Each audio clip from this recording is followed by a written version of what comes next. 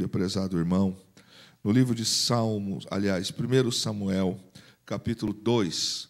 Semana que vem, pastor Paulo de Freitas estará pregando aqui no domingo que vem à noite para nós. Pastor Paulo de Freitas é um dos membros da comissão de ética, pastor da nossa obra, e vai estar nos ministrando aqui domingo que vem. Com a sua Bíblia aberta, então, no livro de 1 Samuel, capítulo de número 2. Quem encontrou, diga aleluia. Vamos lá, verso 12, deixa a sua Bíblia aberta. Deixa aí. Um dos grandes dilemas da nossa alma, se é que a gente pode dizer que isso é um dilema, é o risco da gente poder discernir, e nós podemos discernir, sobre o que é religioso e quando nós partimos para o sacrifício. Nós encontramos na Bíblia inúmeros exemplos que são ensinos para nós do que nós não devemos ser. Mas, infelizmente, o tempo vai passando e nós nos tornamos, muitas das vezes, como que quem não conhece ao Senhor. E Deus não trata como irrelevante, como simples, como inocente, quem o trata como qualquer coisa. Deus também não abençoa, e não é só questão de abençoar, Deus também não se agrada. Em alguns casos, a coisa é até um pouco mais pesada. É quando nós trocamos a glória de Deus pela nossa glória. É quando nós colocamos-nos acima do Senhor. É quando eu começo a agir com eu não faço isso porque eu penso que é desse jeito. É quando nós não temos consciência espiritual ou quando assumimos dolosamente a posição de sermos rebeldes contra Deus, de tirarmos do Senhor a glória. É quando a gente acha que vem para cultuar e nós estamos fazendo um favor para Deus. Ou qualquer ato que eu possa estar fazendo seja o máximo. Toquei no coração de Deus, atingi o coração de Deus com isso. Ah, mas o meu operar nas câmeras. Ah, mas o que eu prego domingo à noite move o coração de Deus. Aquilo é o máximo. Eu atingi o céu dos céus. E, na verdade, isso não é uma realidade para Deus, porque nós precisamos ser para Deus todos os dias. E mais importante, como diz a palavra, não é estar presente, é ser presente. É fazer as coisas para Deus com alma, com coração. Não é sem razão que Jesus declarou o seguinte: não me importa, ele quis dizer, se vai ter 1.000, 10.000, 100.000 pessoas, estando 2 ou 3 reunidas no meu nome, com um propósito, eu já estou no negócio, eu já estou nesse culto, eu já estou recebendo. Então não interessa para o Senhor, não que não interessa a quantidade, lógico que interessa. Ganhar almas é um papel da igreja, é a missão principal, crucial da igreja, pregar o evangelho para ganhar alma. Mas existe aqui entre nós algumas lições que nós, quanto igreja, até mesmo precisamos tomar um cuidado para que a gente não ganhe almas para Jesus e a gente não seja salvo. Que a gente não venha viver uma vida simplesmente de eu botei 30 pessoas no céu e eu não fui. E esse é o maior dilema nosso, desse momento, dessa geração, em que a gente se coloca dolosamente, com vontade própria ou culposamente, numa condição de quem se inscreve se alista para não ir para o céu. Não funciona com Deus uma negociação, não funciona com Deus agir de qualquer forma. Tempo de casa não faz ninguém mais crente. Tempo de casa não significa que ninguém é mais santo. O diabo não tem medo de ninguém com 30 anos de crente. O diabo não tem medo de quem é obreiro na obra do Senhor. O que o diabo respeita é quem tem vida com Deus, vida no altar, e que Deus trabalha sobre ele, na vida dele. Vejamos no capítulo 2 e no verso 12 de 1, então, a Samuel. Eram, porém, os filhos de Eli, filhos de Belial. Não conheciam o Senhor, porquanto o costume daqueles sacerdotes com o povo era que, oferecendo algum sacrifício, estando se cozendo a carne, vinha o moço do sacerdote com um garfo de 3 dentes em sua mão e enfiava na caldeira, ou na panela, ou no caldeirão, ou na marmita, e tudo quanto o garfo tirava, o sacerdote tomava para si. Assim faziam a todo Israel que ia ali a Siló. Também antes de queimar a gordura, vinha o moço do sacerdote e dizia ao homem que sacrificava: dá essa carne para assar ao sacerdote, porque não receberá de ti carne cozida, mas crua. E dizendo-lhe o homem: queime-se primeiro a gordura de hoje, depois toma para ti quanto desejar a tua alma. Então lhe dizia: não, agora a has de dar. E se não, por força a tomarei. Era, pois, muito grande o pecado desses moços perante o Senhor, porquanto os homens desprezavam a oferta do Senhor. Porém, Samuel, que ministrava perante o Senhor, sendo ainda jovem, vestido com um éfode de linho, sua mãe lhe fazia uma túnica pequena, e de ano em ano lhe trazia, quando com seu marido subia para oferecer o sacrifício anual. Até aqui. O texto nos traz, assim, uma grande reflexão para os dias de hoje, para mais uma semana. E eu repito, irmãos, é um perigo muito grande a gente receber ensinamento de Deus e tratar as coisas de Deus como eu acho, como eu penso. Filho de crente não é mais. Ser obreiro há 10 anos, 15 anos, 30 anos não garante nada. Pastorear, sem fazer isso por paixão, por alma, com amor, com dedicação e até com sacrifício, também não importa nada. Eu estava pensando hoje, quando o tempo vai passando, e eu já sei que eu já me fiz essa pergunta, já me dei a ficar pensando sobre isso. Como que às vezes a gente se ilude com a nossa pessoa. Como às vezes a gente se ilude se achando muita coisa. Se achando o cara. Se achando o profeta. Se achando a crente. Se achando, sem mim, nada podeis fazer. Quando, na verdade, é Jesus quem declara isso. Ele fala, olha, sem mim, sem Jesus, vocês não podem fazer nada. Então, mas às vezes a gente encontra na vida, quando não nós, pessoas que dizem assim, quero ver como é que vão fazer. Eu não vou botar a mão nisso. Você vai ver que não vai andar o negócio. Agora não vai dar certo. Se já estava difícil, agora quero ver eu não colocando a mão. E aí eu olho para a Bíblia e eu encontro que houve muitas perseguições contra Israel. Algumas delas injustas, outras delas elas cavaram com as próprias mãos, ou eles cavaram com as próprias mãos, o momento da luta. Mas sabe, irmãos, quando eu estava pensando nesse texto, o que me veio ao coração foi exatamente a ilusão que a gente tem que o nosso tempo de agora vai determinar o nosso futuro. É quando eu olho para o momento e eu começo a declarar, ou pensar, ou imaginar que o resultado de agora vai ser perpétuo. Com Deus não é assim. As coisas com Deus nunca foram desse jeito, não são assim. E para isso Jesus tem uma declaração na palavra muito, muito forte, que ele diz assim, que 1000 anos para Deus é como um dia, e um dia como 1000 anos. E você lembra-se que na época do profeta Elias, ele estava tão abatido, ele estava tão cansado, a opressão, o seu esgotamento emocional, por toda a luta em Israel, tribos do norte, que ele está tão desgastado que ele chega a pensar em morrer. Ele pede a morte. Ele fala, Senhor, eu não sou melhor do que os meus pais, me leva. Ele está emocionalmente desgastado por um bilhetinho que chegou para ele. Me faça os deuses se amanhã, a esta mesma hora, não fizer a você o que você fez aos meus profetas. Quem manda esse recado é Jezabel.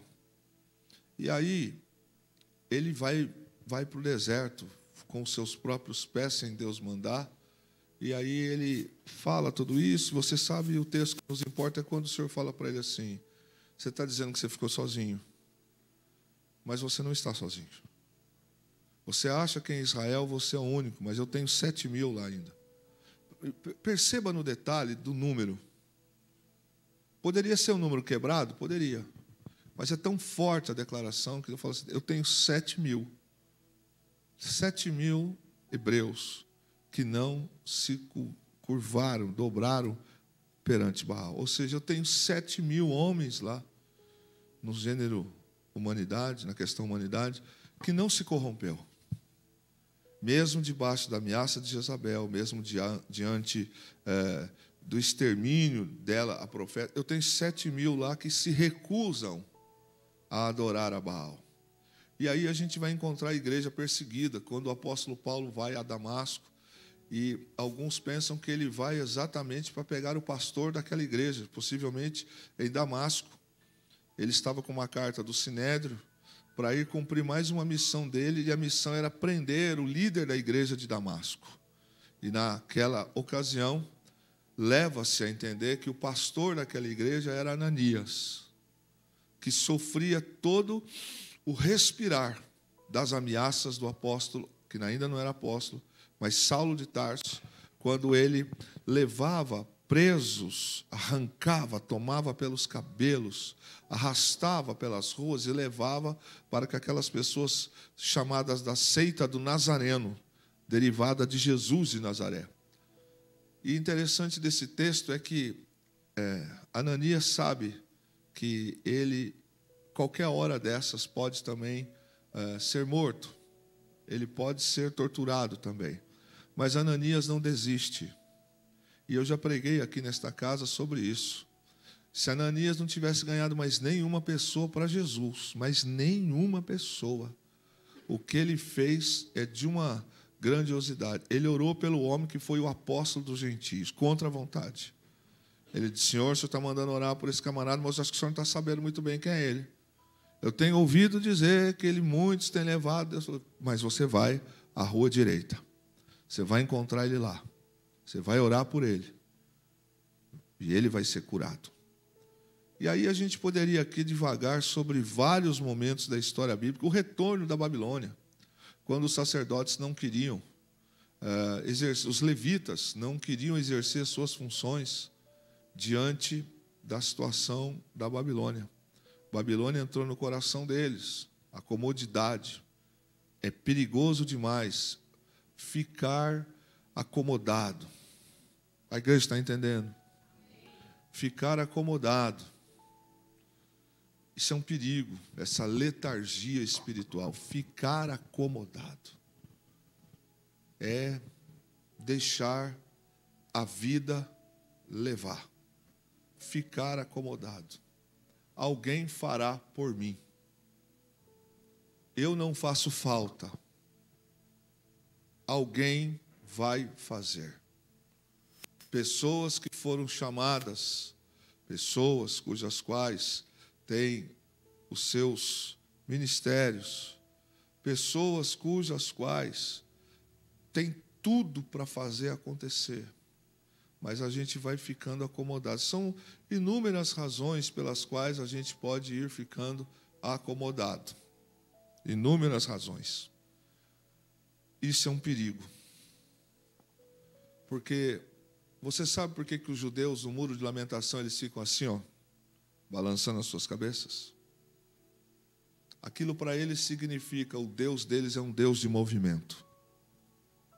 Deus não está sem trabalhar. Isso é verdade. Deus não está sem trabalhar. Deus está em ação. Eu vou repetir para quem é espiritual. Quem é carnal não vai sentir nada. Deus é um Deus de ação. Ele é. Quando eu acho que eu sou o último pedaço da bolacha, do pacote, quando eu acho que eu sou, sem mim, nada podem fazer, Deus já passou rasteira há muito tempo.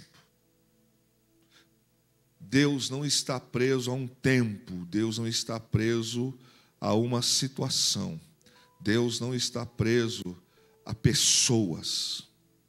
Deus é Deus do movimento. Quer um exemplo? Se Ele quiser, amanhã, perto das 6 horas, 5:30, nós estamos acordando. A gente vai abrir os olhos. Quem preparou o dia para amanhã? Deus. Se Ele quiser, as águas dos rios, dos oceanos vão se movimentar amanhã. Ele é o Deus do movimento.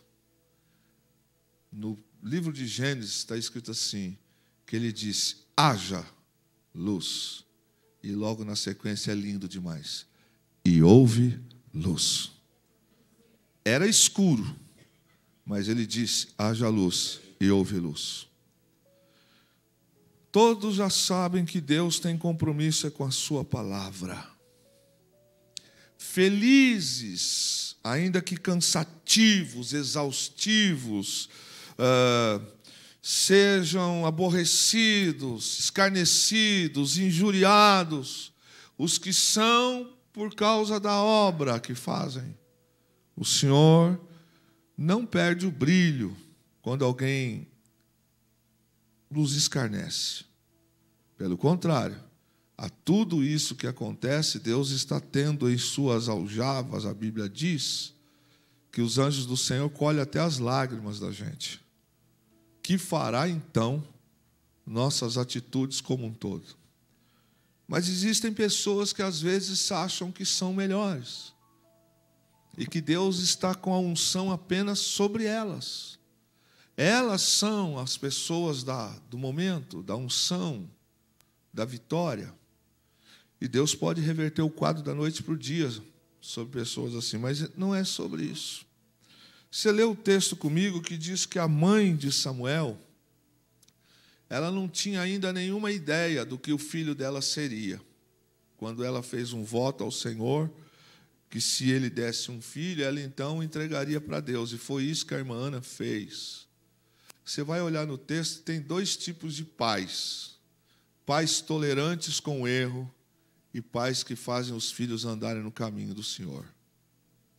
Infelizmente, aqueles que são dados à estupidez não educam, não mostram, não corrigem, não apontam para o caminho do Senhor. Mas aqui nós temos uma mãe e um pai, que embora não pudesse estar com o filho durante todos os dias, o texto diz que ela de ano em ano ia a Siló, e lá ela sacrificava ao Senhor, levava uma túnica nova para o filho. Olha a preocupação da irmã Ana, que o seu filho estivesse vestido bem. Afinal de contas, ele trabalhava no templo junto do sacerdote Eli.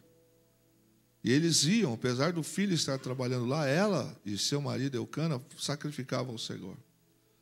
E ali o texto também diz que havia uma família que fora escolhida por Deus para serem líderes, para serem aqueles que receberiam a oferta de sacrifício, de amor, que ajudariam a governar também a nação. Mas olha o que o texto diz. Eu fiz questão de procurar hoje sobre os subtítulos nesse mesmo capítulo, e quase que todas as Bíblias, ou todas, são unânimes em dizer assim: os crimes dos filhos de Eli. Os crimes. Está escrito que eles foram tratados como criminosos, porque eles tinham uma condição especial e não fizeram. O texto diz que eles não conheciam o Senhor. Em outras versões, vai dizer que eles não se importavam com o Senhor. Eles faziam a obra no automático, faziam as coisas de qualquer jeito, deixavam acontecer por acontecer. E o que é mais triste dessa história é que eles não se importavam com o que Deus estava pensando sobre eles.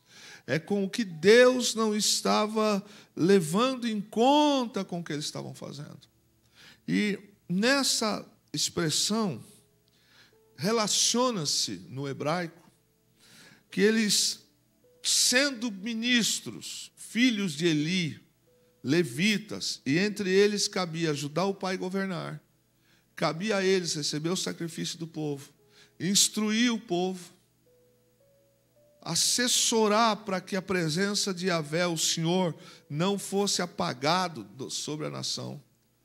A expressão no hebraico diz que esse não conheceram, não se importavam, diz que eles não conheciam, grave isso, eles não conheciam no sentido de não viver um relacionamento com Deus.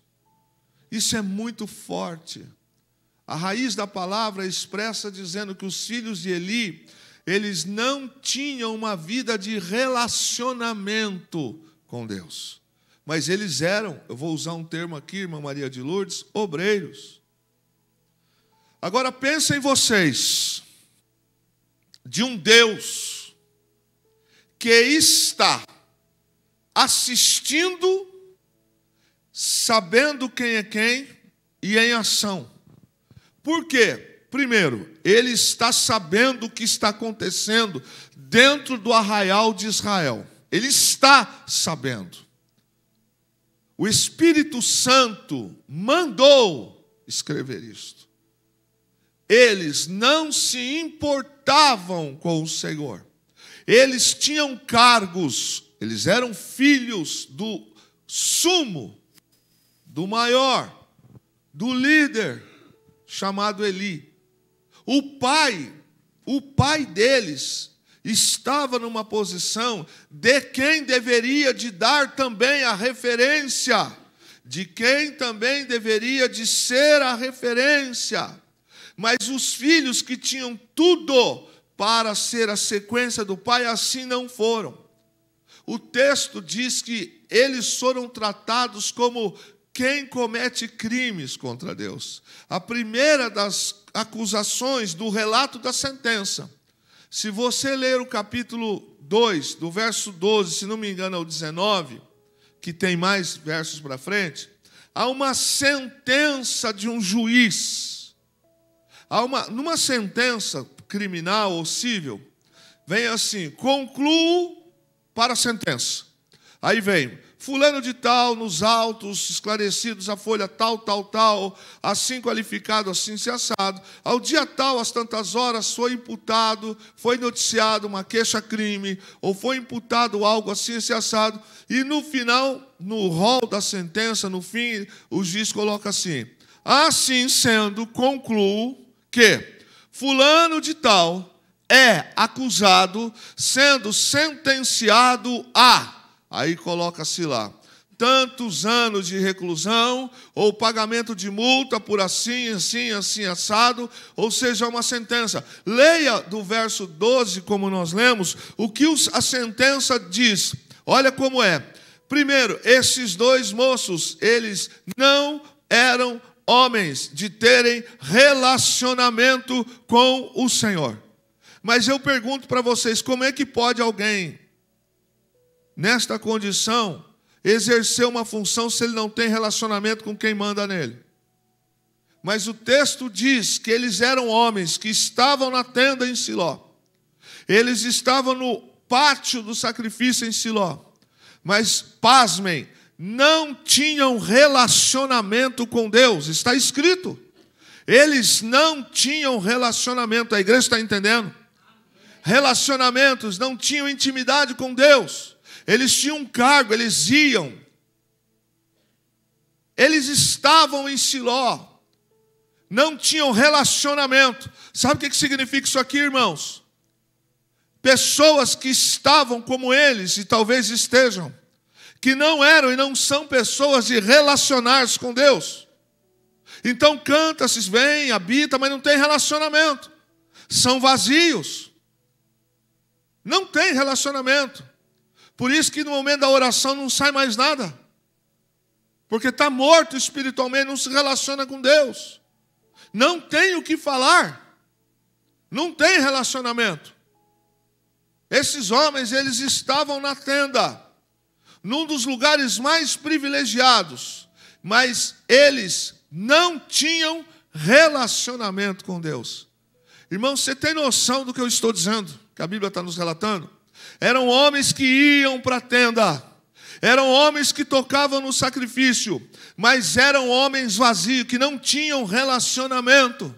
Ou seja, eles não conheciam o Senhor porque não eram dados a Deus, não oravam, não praticavam adoração, eles estavam limitados, única e tão somente, a ir para Siló e fazer. E sabe o que aconteceu? A Bíblia diz que dentro disso que eles estavam vivendo, houve uma sentença. Repete comigo, houve uma sentença. Deus pontuou, dizendo, eles não se relacionavam comigo. Isso é muito sério, sabe por quê? Porque a gente pode correr o risco de todo culto encostar a cabeça na parede e ficar dormindo. Terminou o culto? Terminou o culto. Pronto, fiz mais um culto para Deus. Que culto a gente fez? Que culto que a gente fez? O texto está dizendo de duas pessoas importantes. Eles estavam aqui, ó, de frente para a congregação. Eles eram pessoas que deveriam de se relacionar. E eu quero apimentar um pouco mais a palavra esta noite. Pedro escreve nos dizendo que nós somos sacerdócio real. Que tipo de sacerdote somos nós? Que não nos relacionamos com o Senhor. Sabe o que é isso, irmão? Não adianta justificar dizendo, fulano é tímido demais. Ele não tem a boca para nada. Tem, ele fala. Ele fala, ele assiste televisão. Ele sai na rua, ele trabalha. Ele trabalha. Ele fala com o vizinho, fala com os parentes quando quer. Só com Deus que ele é mudo. Só com Deus que ele não tem relacionamento. Ele tem boca para ligar o controle da televisão e gritar gol quando um time está jogando. Quando ele está assistindo um filme de policial ou qualquer outra coisa, ele expressa-se na sua conduta. Ele fala com a esposa fala com o marido, fala com o pai, com a mãe, fala com todo mundo, mas com Deus ele não tem relacionamento. Mas ele gosta do rótulo de ser chamado de cristão. Ele tem um cartão de membro. Ele tem um cargo na igreja. Mas manda ele pregar. Manda ele dar uma saudação. Sabe o que vai sair? Malaquias 3:10. Sabe o que vai sair? Salmo 23. Salmo 91. Lê. Acabou. Morreu. Repete. Não há vivacidade. Sabe por quê? Porque não tem relacionamento.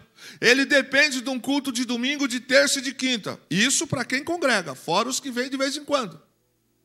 Não tem relacionamento. Eles não conhecem o Senhor como a gente se conhece aqui. Escuta, bom dia, paz do Senhor, tudo bem, como vai? Vamos ali. Relacionamento. Há uma condenação para eles, porque eles então não se relacionavam com Deus. Outra coisa que a raiz da palavra diz aqui quando se refere a não se importar. Eles não tinham conhecimento de experiências com Deus. Puxa vida, mas como que duas pessoas podem ser líderes? Como que pessoas assim podem ser chamadas de tementes a Deus se eles não têm experiências com Deus? Mas o Senhor condena eles. Eles não tinham conhecimento de maneira experimental. Eles dependiam da experiência do Pai. Era o Pai que era o sacerdote que falava para ele, mas eles não cavavam. Eles não buscavam relacionamento. O pai deles pregava, o pai deles era o líder. Eles, além de não terem um relacionamento diário com Deus, além deles não serem aquelas pessoas que deveriam de ser, eles também não conheciam Deus de experiências. Eles não tinham relacionamento e muito menos eram experimentados do Senhor. O texto também diz que essa raiz da palavra significa um modo de vida que seguiam em relação a Deus. Ou seja, irmãos, isso é muito forte.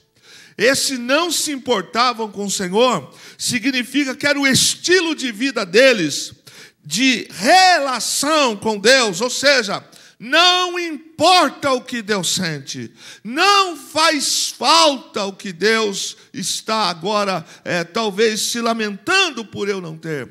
Esta raiz, não se importavam, significa que o modo de vida deles era o modo que seguiam. Isso é ruim, porque eles seguiam a vida e não faziam nada para mudar. para Deus, mas para eles faziam. Eles fizeram no estilo de vida que aí, se já estava ruim, piorou.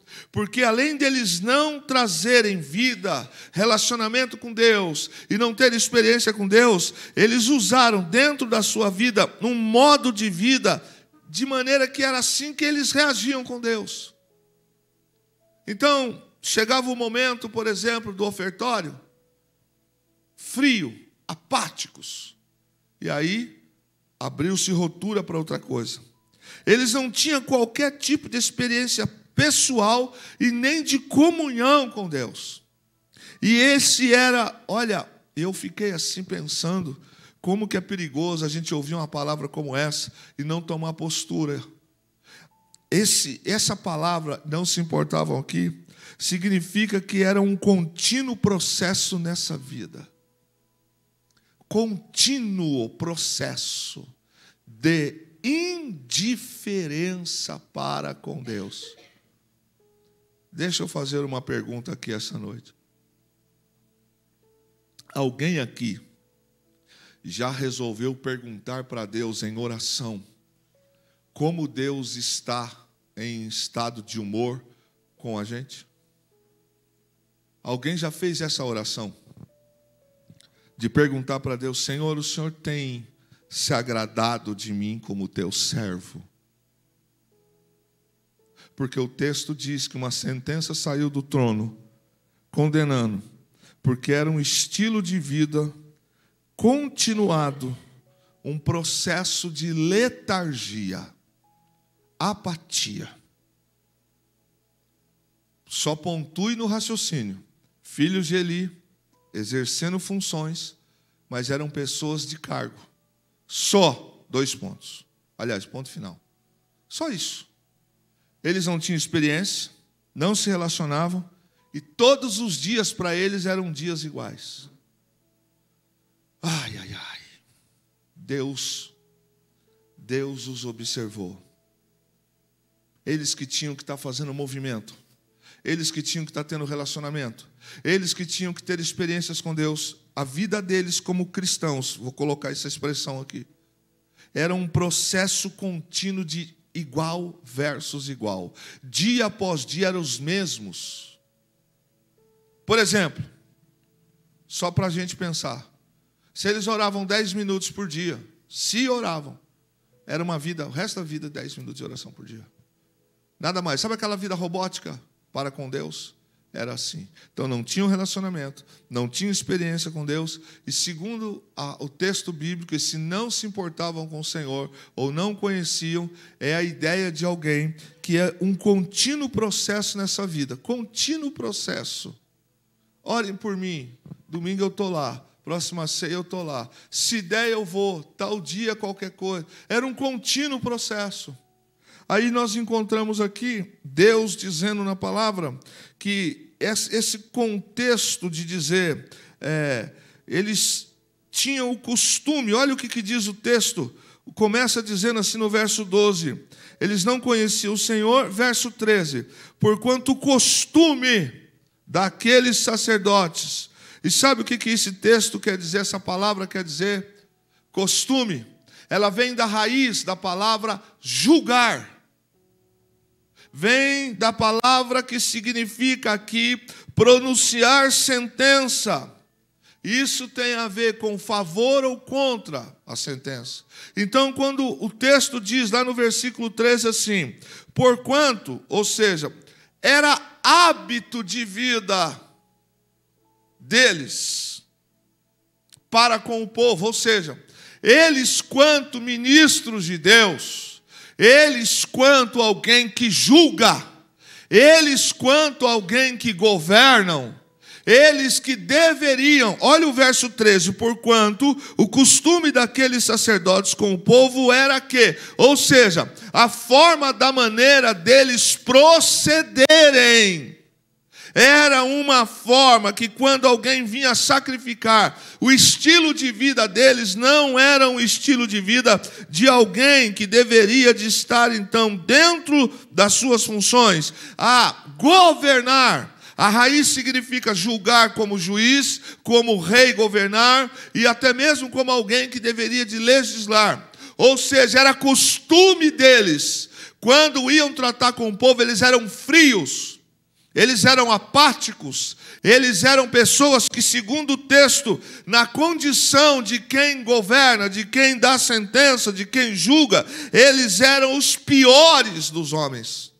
E aí, a gente também olha para esta palavra e que vê que essa palavra costume que está aqui, ela vem da raiz hebraica no sentido daquele que tem obrigação de proceder e não procede. Aqui vem num contexto de que os filhos de Eli, da parte de Deus, veja, irmãos, porque isso agora vai impactar o nosso coração. Os filhos de Eli, que eram para governar e julgar, o mesmo texto, leia com interpretação do verso 13, diz assim: porquanto, ou seja, lá em cima já fala, eles foram filhos sem valor, crentes sem valor, e não então conheciam o Senhor, não tinham relacionamento, não tinham experiência, e faziam do modo de vida deles como uma coisa fútil, uma coisa qualquer. O Senhor, veja, consequência, porquanto julgados foram. Portanto, eles tinham como costume de estar na casa do Senhor, fazendo as coisas do jeito errado. Eles então eram homens que deveriam de julgar, porque o pai, sendo sacerdote, governava-se, julgava nas questões do povo, mas aqui a palavra, porquanto era costume, significa que na condição de quem tem que fazer, eles atrapalhavam. Porque olha o que diz o texto aqui, diz assim: quando alguém vinha sacrificar, estando cozinhando, um dos moços vinha, então, ou seja, aquilo que as pessoas vinham fazer, eles serviam de referência negativa. Eles não faziam aquilo que deveriam de fazer. Não se comportavam como atos de quem tem que dar exemplo, de quem tem que fazer a coisa funcional. E o texto diz que eles é que deveriam de produzir sobre a nação uma sentença favorável. Eles estavam conduzindo a nação para ficar mal, ficar ruim, e partiu deles. E partia deles esta forma errônea de não se relacionar, de não ter experiência com Deus, e o que é pior, eles tinham que influenciar o povo. Mas sabe qual era a influência deles para o povo? Negativa. Eles não influenciavam para cima, eles influenciavam para baixo. O seu estilo de vida era um estilo de vida frio, apático, cozido. Era um estilo de vida que, segundo a palavra, o Senhor viu neles razão para o sentenciar. Quando a palavra quer dizer porquanto o costume deles, significa que eles foram então também na condição de quem deveria de julgar, eles foram julgados. Esse verbo que nós vemos lá, como diz a palavra, tem a ver necessariamente com a função de um juiz, com a função de quem governa. E os filhos de Eli, de juízes, passaram a ser réus. Repete comigo: de juízes, passaram a ser réus. Agora eu pergunto a você, eles não estavam em Siló? Estavam. Eles não sabiam o que tinham que fazer? Sabiam. E por que não faziam? Mas veja que a palavra diz, era costume, ou seja, eles julgavam o povo assim, na condição de quem deveria ser o exemplo. Eles eram referência negativa. E a ponto de que aquilo passou a ser outra declaração desta palavra costume. Um estilo de vida reprovável ao Senhor. Aí é que eu falo para você. Às vezes a gente vai achando, e eu já ouvi isso e ouço isso muitas vezes. a gente vai achando que porque alguns estilos de vida não tiveram ainda uma talvez consequência visível aos nossos olhos carnais, a gente diz assim, mas eu não entendo Deus. Eu não entendo. Parece que quanto mais pecadores, mais prosperam. Quanto mais errôneos, mais eles são felizes. Parece que eles vivem melhor do que a gente. Mas olha o que diz o texto. O Senhor fala que em cima desta conduta de vida deles, esse estilo de vida deles, vou repetir aqui, frios com Deus, sem relacionamentos com Deus, sem experiência com Deus, o Senhor os reprovava e os reprovou. Era um estilo de vida cujo qual eles foram achados por Deus pesado na balança. Diz o texto que eles destituíam o sacrifício. Quando eles pegavam o garfo e que alguém trazia carne para sacrificar ao Senhor, este garfo que você está aí na sua Bíblia, com o garfo de 3 dentes, é uma expressão de alguém que age, que pega um instrumento, mas que por trás de pegar o instrumento tem uma ação sem respeito. A igreja está entendendo? A ação deles era ação sem respeito. Então eles enfiavam o garfo dentro da panela, significava que eles não tinham respeito, eles não tinham temor ao sacrifício. Mas eles estavam no sacrifício. Deus recebia o sacrifício deles? Nunca recebeu. Porque quando eles tocavam nas coisas, eles não tocavam com temor. Pelo contrário, foi pesado a balança sobre eles, porque eles agiam em seus atos sem respeito. Deus não encontrou neles temor. Por isso, quando eles tocam com o garfo, eles estão partindo por uma ação de falta de temor no sacrifício. Começa a fazer sentido para você? Está fazendo sentido para a igreja o que está sendo dito aqui? Agiam com o sacrifício sem temor. Colocavam o garfo, ou seja, tocavam naquilo que não era para eles, era para Deus, com ação de ausência de temor. E também diz que eles ignoravam esse ato, quando significa tirar do sacrifício, tirar do valor do sacrifício, é ignorar o sacrifício. Em outras palavras, é manchar o sacrifício. Então eles estavam em Siló, ocupando uma posição dentro da tenda. Eles eram tidos como os filhos de Eli, os sucessores de Eli, mas eles não tinham relacionamento, não tinham experiência, tinham um estilo de vida errado, e aqui, segundo o texto ainda, eles agiam sem respeito. Irmão, você percebe que no texto só vai ficando pior para eles? Lembra-se com aquilo que eu disse para você no início da mensagem. Aqui no versículo 12 já tem uma sentença. Já é elencada a conclusão final de um processo. Eles, quando colocavam o garfo, só colocam o garfo dentro da panela, com esse princípio sem respeito. Quem já perdeu o temor há muito tempo, e é um perigo, porque a gente vem cantar. Presta atenção, irmão. Você está num culto, eu estou num culto, e aí a gente acha que o nosso estado de vida, nossa luta, seja do que for, a gente tem direito de pegar com a nossa mão e tocar no sacrifício que a igreja está oferecendo para Deus sem temor. Quem está entendendo? Então essa posição aqui na hora do culto, ó, no louvor. Essa posição aqui, os irmãos estão lá cantando, adorando, e eu estou assim, ó.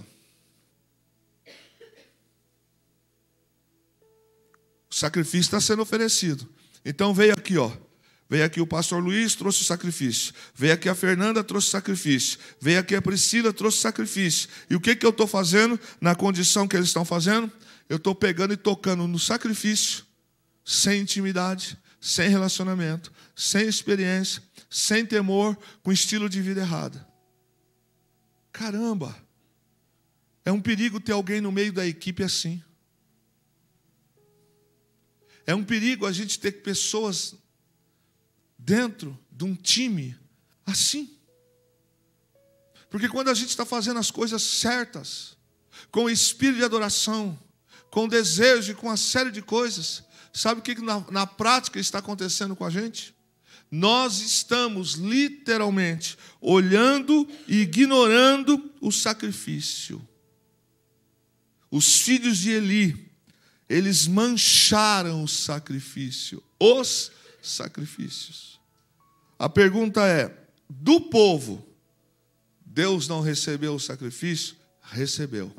Mas o que Deus está pontuando com eles aqui é, vocês estão sujando aquilo que não é para ser sujo.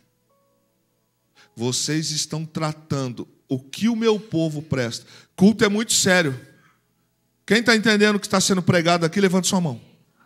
O culto é muito sério. Eu não gosto desse negócio de anda, para lá e para cá, principalmente quando o Espírito Santo está falando através da mensagem, que dá a impressão que não tem governo, que não tem santidade, que pode ser, não é. O sacrifício está sendo oferecido. O momento da gente de andar, de ir no banheiro, de tomar água, o momento da gente conversar, o momento de pegar o celular. Entenda o que eu estou falando, não estou falando das exceções. Eu estou dizendo é que no momento que a gente trata o sacrifício como se fosse qualquer coisa. Você percebe que em alguns momentos do culto, o pregador, o diretor do culto, ele fala assim, irmãos, vamos ficar em pé para adorar o Senhor. E alguém que não está doente, alguém que não está impossibilitado, alguém que não tem nada, ele não fica. No culto. No culto ele não fica. Mas vai terminar o culto, ele vai para casa, vai ligar a televisão naquele canal que é do inferno, que só fala mentira. E lá ele vai ver os gols. E lá ele vai ver a notícia da semana. E ele vai ver qual é a projeção dos filmes que vão lançar essa semana no cinema. Ou seja, para o culto ele é morto. Para o sacrificar ele não serve. Mas para fazer as coisas aí de fora, ele tem a maior pegada, o maior ânimo. Quero voltar com você na expressão do texto. O texto diz que o governo sobre eles, a função de ser juiz, foi condenado, reprovável. Porque quem tem o dever de fazer e não faz, comete crime. E Deus, no texto, diz que a palavra, quando eles, o garfo, significa eles agiam, manchavam. Quando eles tocavam dentro da panela, havia ali falta de respeito, havia falta de temor, ali havia mancha intencional. Não é, irmãos, aquela pessoa que não sabe cantar. Não é aquela pessoa que é simples. Aqui se trata de gente que deliberadamente não tem vida com Deus, que não tem relacionamento com Deus, mas quer oferecer qualquer coisa para Deus. Quando o texto diz, tudo quanto o garfo tirava, significa, irmãos, algo assim, que indica que eles mexeram em algo elevado. A expressão da raiz aqui, quando fala, tiravam com o garfo, quer dizer o seguinte, eles tocaram em algo ascendente, mais elevado que eles. É entrar na casa de Deus e se comportar de qualquer forma. É mexer, prestar, executar, fazer, sem relacionamento, sem experiência, com um processo de vida que não quer ter mudança. E agora vem a gravidade maior. Eles não faziam isso para o homem. Eles achavam, não sei porquê, porque a instrução eles tinham, que quando faziam isso, estavam fazendo e Deus não estava vendo. Mas olha o que diz. Eles estavam mexendo em um lugar elevado. Estavam mexendo em coisas mais altas. Estavam tratando as coisas mais altas com problema. E eles diziam, tem nada a ver. Essa expressão, tiravam com o garfo, significa também preferência por uma coisa a outra. Eu vou fazer uma pergunta para a igreja que é inteligente. O que pode ser mais importante que Deus? Alguém me responde. O que pode ser mais importante que Deus? Tem alguma coisa? Tem alguma coisa? Mas o texto diz que quando eles tiravam, eles estavam agindo com uma preferência de uma coisa por outra. A vida deles, o pessoal deles, era mais importante do que a vida com Deus. Diziam ao povo, o povo dizia para eles, olha, o povo dando recado para quem tinha que julgar. Não façam isso. Deixa eu primeiro sacrificar e cozinhar. Depois você pega para você o que vocês querem. Quando se fala tudo que desejar a tua alma, significa o quê? É uma força que anima. É o que está no coração. Eles faziam o que faziam porque sobre eles era uma força maior do ego, da carnalidade, que era isso que eles tinham. E por isso eles desprezavam a oferta ao Senhor. E se diz também nesse texto que eles referiam-se à rejeição do conselho de Deus. Diga misericórdia. É isso. Eles rejeitavam a instrução de fazer a coisa certa. E quando no verso 13 está se falando, então era costume, aqui tem um veredito. Eles foram condenados. E essa palavra, dependendo do contexto, ela tem vários sentidos. Mas ela refere-se aqui a uma decisão legal da parte de Deus. Eles escolheram esse estilo de vida. Então Deus também resolveu pesar a mão sobre eles. Descreve aqui uma decisão. Quando se fala aqui no texto, quando nós lemos, porquanto o costume significa, saiu também daquele que governa, daquele que julga, daquele que deu uma sentença, daquele que prefere, ou seja, está falando de Deus. Saiu uma sentença também contra eles. Porque chegou o tempo em que Deus falou, chega, basta dessa vida. Vocês não vão ficar mais desse jeito nessa casa. E aqui nós encontramos no texto 3 coisas finais para a gente pensar. Primeiro, que no meio de toda essa importunação, essa indisciplina, esta forma errônea de servir ao Senhor, grave bem o que eu estou pregando essa noite, esta forma errônea de prestar culto, esta forma errônea de adorar a Deus, essa forma inconcebível de governar, ou seja, de prestar, de assessorar alguém, para levar alguém ao Senhor, essa forma equivocada de quem deveria ser exemplo, isso trouxe uma consequência. Só que a Bíblia não diz aqui quanto tempo. Há uma estimativa de quando Samuel nasceu, quando ele desmamou e quando ele foi levado pela mãe dele para o templo. E é agora sim a mensagem da noite. Sabe o que me chamou a atenção nesse tempo? Sobre esse texto? É que no momento em que esses 2 moços e o pai deles, porque talvez seja um pouco pesado o que eu vou dizer agora, mas tão nocivo quanto os 2 era o pai que foi condizente e não os reprimiu, e não os afastou da função, e não os exortou. Pelo contrário, foi mais agradável para o pai tolerar o que os filhos faziam de errado do que pontuar eles. E assim a gente tem assistido essa mesma trajetória dos nossos dias de hoje. E também a gente tem assistido uma coisa perigosa que o texto nos mostra, que é uma lição para nós. Que no mesmo tempo que esses homens estavam fazendo tudo isso que nós pregamos aqui, com essa indiferença para Deus, o Senhor estava de olho no menino, que não era filho de Eli, que não tinha aliança sacerdotal, que não tinha aliança levítica. Mas no tempo em que Deus está trabalhando com o menino, não significa que Deus está tolerando o que Ofni e Finéias estão fazendo. Repare no texto, que eu disse aqui no início que Deus é um Deus de ação. Quem se lembra? Enquanto eu acho que eu estou governando e fazendo as coisas que não vão ter consequência, espera lá. Espera lá. Deus não perdeu o controle. Eu falo isso aqui, eu prego. E você, quantos creem nisso aqui? Lembra que eu disse? Sem mim nada podeis fazer, quando alguém pensa assim? Só que Deus é Senhor de tudo. Deus é Senhor da nação.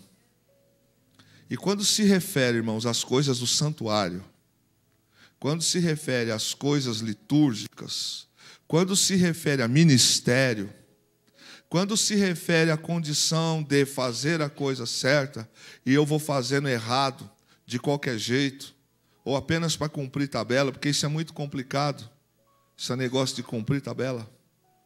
O Senhor está em ação. E nesta ação, Deus está aguardando o tempo. Na casa de Eli, vai ser cortado o sacerdócio. Quem está entendendo? Mas quem olha hoje para a casa de Eli acha que isso vai acontecer? Não. Porque nós muitas das vezes também fazemos assim. A gente olha para o agora e a gente imagina que não vai dar nada. A gente imagina que está dando tudo certo. Deus está trabalhando. E por isso o texto pontua, e eu paro aqui a mensagem. O texto pontua assim: enquanto esses moços estão se comportando assim, Igreja Brasil para Cristo, a mãe desse menino, ela está em casa, orando pelo filho. Ela vai subir mais um ano, vai levar uma túnica nova para o filho, ou seja, o que os filhos de Eli não têm mais respeito pela casa e pela obra, a mãe do menino Samuel fazia o filho se sentir importante nas coisas que ele fazia para Deus. 2, ano em ano, diz o texto, e o menino ia crescendo, crescendo. Enquanto os filhos de Eli achavam, e o próprio Eli, que isso não teria retorno, Deus é o Deus de ação. Irmão, eu vou falar um negócio aqui para você, não é para você dar glória a Deus por emoção, só se for espiritual. O resultado de agora não é o resultado final daquilo que Deus tem para as nossas casas, nem para a nossa família e nem para esta casa. Deus está trabalhando. Embora a gente não veja barulho, fogos, embora a gente não veja muita coisa, Deus está agindo. Amém? Deus está agindo. A casa de Eli vai pagar um preço. A casa de Eli vai ser cortada. O Senhor disse: não terá mais a tua casa quem governe. Isso é muito pesado e muito triste. Porque começa a mensagem dizendo: esses foram os crimes dos filhos de Eli. Esses foram os crimes.